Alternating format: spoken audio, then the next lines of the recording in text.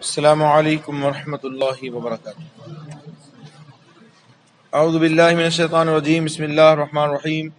درود پاک پڑھیں، اللہم صلی علی سیدنا مولانا محمد وعلی آلہ وصحبہ وبارک وسلم علیہ، صلاۃ و سلام علیک یا رسول اللہ صلی اللہ تبارک و تعالی علیہ وآلہ وصحبہ وبارک وسلم۔ ظلم کی مذمت۔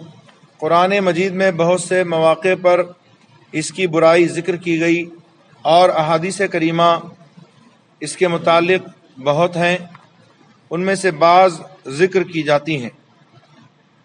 ظلم قیامت کے دن تاریکیاں ہے، یعنی ظلم کرنے والا قیامت کے دن سخت مصیبتوں اور تاریکیوں میں گھرا ہوا ہوگا۔ اللہ تعالیٰ ظالم کو ڈھیل دیتا ہے، مگر جب پکڑتا ہے تو پھر چھوڑتا نہیں۔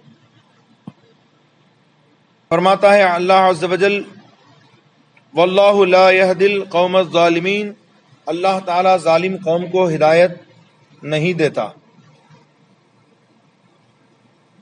اللہ کے پیارے رسول صلی اللہ علیہ وسلم نے فرمایا کہ اللہ تعالیٰ ظالم کو ڈھیل دیتا ہے، مگر جب پکڑتا ہے تو پھر چھوڑتا نہیں۔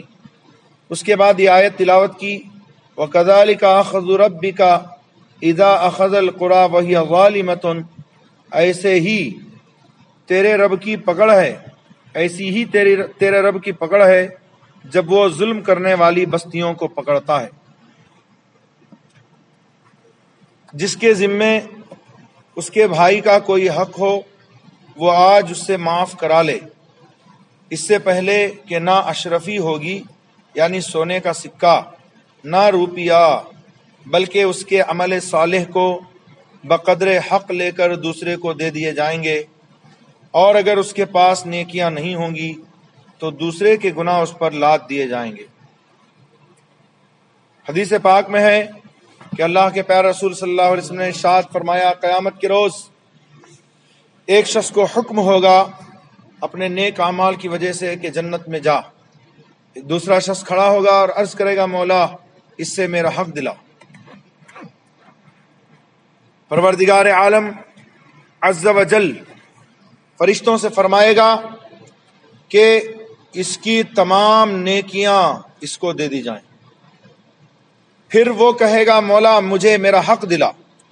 پھر اس کے سارے گناہ اس کے سر ڈال دیے جائیں گے۔ پھر یہ کہے گا، مولا میرا حق دلا۔ تو اللہ تعالیٰ فرمائے گا کہ تو اب کیا ہے اس کے پاس جو لے گا؟ اس کی نیکیاں تجھے دے دی گئیں، تیرے گناہ اس کے سر ڈال دیے گئے، اس کو جہنم میں جانے کا حکم دے دیا گیا۔ اللہ اکبر۔ عرض کرے گا، مولا میرا حق مجھے دلا۔ فرمائے گا کہ تو اس کا حق معاف کر دے۔ عرض کرے گا، مولا میرا حق مجھے دلا۔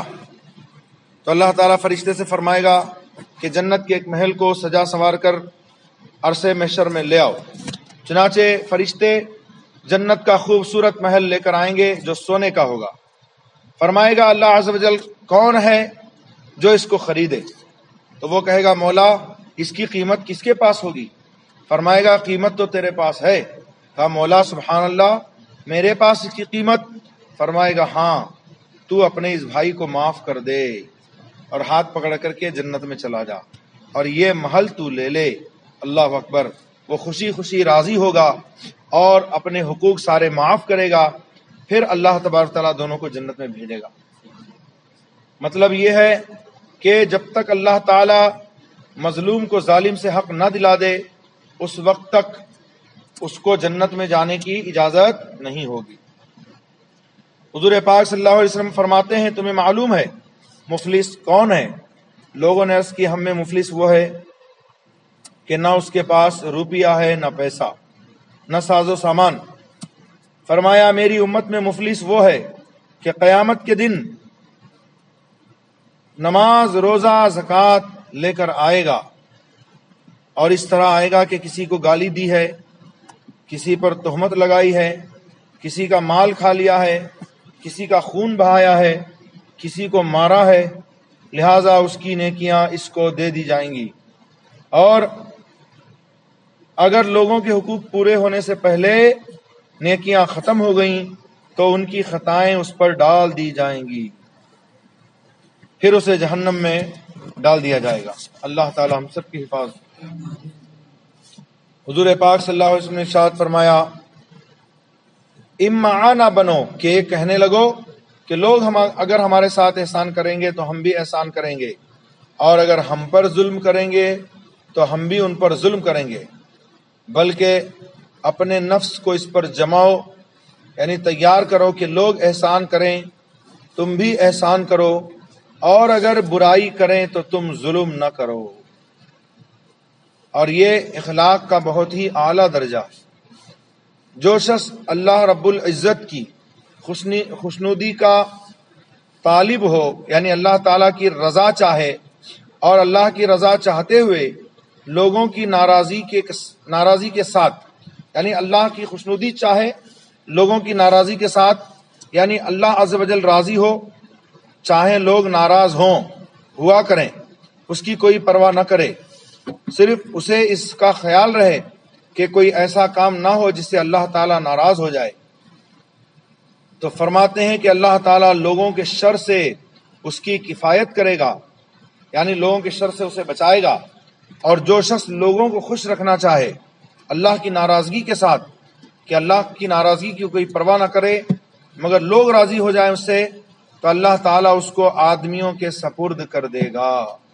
پھر لوگ اس کے ساتھ کیا معاملہ کریں گے وہ تو آپ کو پتہ ہی ہے کہ لوگ کسی کی رعایت نہیں کرتے، بلکہ جب موقع ملتا ہے اس کی عزت و آبرو نیلام کر دیتے ہیں، اس کی برائیاں بیان کرتے رہتے ہیں، اور لوگوں کے سامنے اسے ذلیل اور رسوا کر دیتے ہیں۔ قیامت کے دن سب سے برا وہ بندہ ہے جس نے دوسرے کی دنیا کے بدلے میں اپنی آخرت برباد کر دی۔